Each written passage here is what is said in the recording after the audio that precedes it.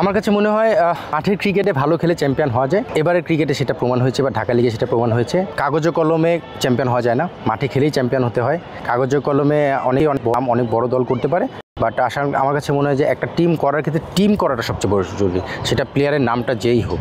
আপনি আমাদের দলে দেখবেন 3-4জন সিনিয়র প্লেয়ার আছে, তার সঙ্গে ইয়াং অনেকগুলো প্লেয়ার রয়েছে যারা প্রমিজিং, যারা হয়তো এইচপি, টাইগার বা ফিউচার বাংলাদেশ খেলবে এই ধরনের, সঙ্গে 4জন প্লেয়ার। আপনি কোচিং স্টাফটা আমার মনে হয় সবচেয়ে ইম্পর্টেন্ট রোল প্লে করেছে। আমার সঙ্গে এখানে তারেক আজিজ সেখানে বোলিং কোচের দায়িত্বটা পালন করেছে, অ্যাসিস্ট্যান্ট কোচ। সেন্টু ছিল প্রচুর হার্ডওয়ার্ক করতে পারে, ফিল্ডিং কোচ। তার সঙ্গে আপনি ইফতি, সানি, তারা আমাদের বাংলাদেশ টিমের ফিজিও ট্রেনার। ঠিক একইভাবে লাবলু চিটাগাংয়ে এবার বিপিএলের আরসাম। সো ম্যানেজমেন্টের উপর যে ট্রাস্টটা প্লেয়াররা যারাই ছিল সেই ট্রাস্টটা করেছে। ইফতি যদি একটা কথা বলে সে জানে যে এটা ন্যাশনাল টিমে সে কাজ করে, তার উপর ট্রাস্ট করা যায়। হান্নান সরকার ন্যাশনাল সিলেক্টর ছিলেন, এর আগে কোচ ছিলেন, তার উপর ট্রাস্ট করা যায়। তারেক আজিজ, তার উপর ট্রাস্ট। এই ট্রাস্টটা আমার মনে হয় সবচেয়ে বড় প্রাপ্তি এবারের আবাহনী চ্যাম্পিয়নশিপের ক্ষেত্রে। কাগজে কলমে অনেক বড় নাম হয়তো আপনি পাবেন না, বাট আমার মনে হয় ট্রাস্ট একজনের উপর থাকার যে বিষয়টা, সেটা আবাহনীর এই চ্যাম্পিয়নশিপের বড় ভূমিকা রেখেছে। আমি যখন ফার্স্ট মিট করি আবাহনীর স্বাভাবিকভাবে নতুন ম্যানেজমেন্ট, আপনি জানেন, ওনাদের সঙ্গে আমি যখন ফার্স্ট মিট করি আমি ফার্স্টেই জানতে চেয়েছি আপনি আমাকে কত টাকা দেবেন, সেটা জেনেছি। তারপর আমি বলেছি আপনার বাজেট কত, বাজেটের সঙ্গে আমার টাকাটা মিলিয়ে আমি বলেছি আমার মতো আমি টিম করব, এবং আমার মতো টিম করে আমি আমার মতো টিম চালাবো। আপনি এবার একটা জিনিস লক্ষ্য করবেন, আবাহনীতে কোনো ম্যানেজমেন্টের কাউকে আপনি ডাগ আউটে দেখেননি, মাঠে উপস্থিত থাকতে দেখেননি। দ্যাট মিনস সেই ট্রাস্টটা ওনারা আমাদের উপর রেখেছে, আমার উপর রেখেছে, আমার ম্যানেজমেন্টের উপর রেখেছে, আমাদের প্লেয়ারদের উপর রেখেছে।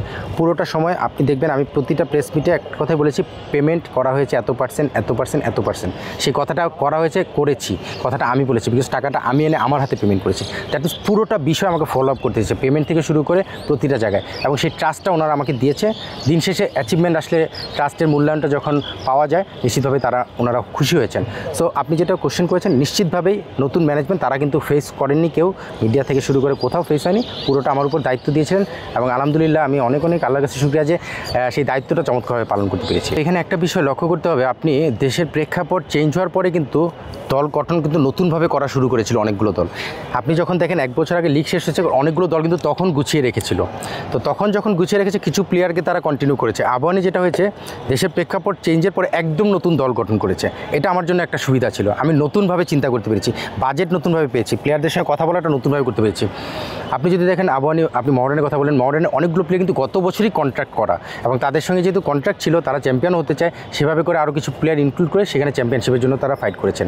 সো নতুনভাবে দল করার ক্ষেত্রে এই সুবিধাটা আমি পেয়েছি, বাট অবশ্যই প্লেয়ার রিপ্লেসমেন্টের কিছু ব্যাপার থাকে। এখন ফর এক্সাম্পল আপনি যদি আমাকে জিজ্ঞেস করেন আগামী বছর তুমি কী করবা, আগামী বছর আমি যে প্রিমিয়ার লিগটা কখন হবে এটা আপনি আমাকে এখনও কিন্তু ক্যালেন্ডার দেননি। আপনি অক্টোবরে করবেন, না ফেব্রুয়ারিতে করবেন, না মার্চে করবেন, সেটা জানলে আমি কিন্তু টিম এখন গঠন করতে পারবো, বিকজ আমি তখন ইন্টারন্যাশনাল ক্যালেন্ডারের সঙ্গে মিলাবো। গত বছর অনেকগুলো দল যখন গুছিয়ে, তারা কিন্তু জানতো না যে প্রিমিয়ার লিগটা এই সময় হলে ইন্টারন্যাশনাল কী ক্যালেন্ডার রয়েছে। সো নিশ্চিতভাবে ইন্টারন্যাশনাল ক্যালেন্ডারের সঙ্গে মিলিয়ে দলটা গুছাতে হবে। সো মার্চে হলে আমাকে একরকমভাবে টিম গুছাতে হবে, ফেব্রুয়ারি মার্চে হলে, আবার যদি অক্টোবরে হয়, যেটা আলোচনা শুনছি, সেটা যদি হয় সেটা আবার একভাবে গুছাতে হবে। সো টিম করার ক্ষেত্রে আমার মনে হয় যে রিপ্লেসমেন্ট প্লেয়ার অপশনগুলো খুব চিন্তাভাবনা করে গুছাতে হয়। তারপরও 2-1 প্লেয়ার এদিক ওদিক হতে পারে। মডার্নের ক্ষেত্রে খুবই আনফর্চুনেট আমি বলবো, তামিম ইকবালের অসুস্থতাটা। ঠিক একইভাবে হৃদয় লাস্টের দিকে এসে সাসপেন্ড হওয়ার কারণে লাস্ট ম্যাচটা খেলতে পারেনি। কিছু প্লেয়ার, অঙ্কনকে হয়তো মডার্ন যখন টিম গঠন করেছে গত বছর খেলা শেষের পরে, তখন তো চিন্তা করেনি অঙ্কন টেস্ট প্লেয়ার রেগুলার প্লেয়ার হয়ে যাবে। সো এই কিছু জায়গায় ব্যাকফায়ার করেছে বা ব্যাড লাক হয়েছে মডার্নের ক্ষেত্রে। সো আমার মনে হয় যে টিম গঠনের ক্ষেত্রে তারা তাদের জায়গা থেকে ঠিক ছিল 1 বছর আগের জায়গা থেকে চিন্তা করলে, বাট রিসেন্ট টাইমে আমি আবাহনী দল গঠন করার ক্ষেত্রে আমি এই অ্যাডভান্টেজটা পেয়েছিলাম।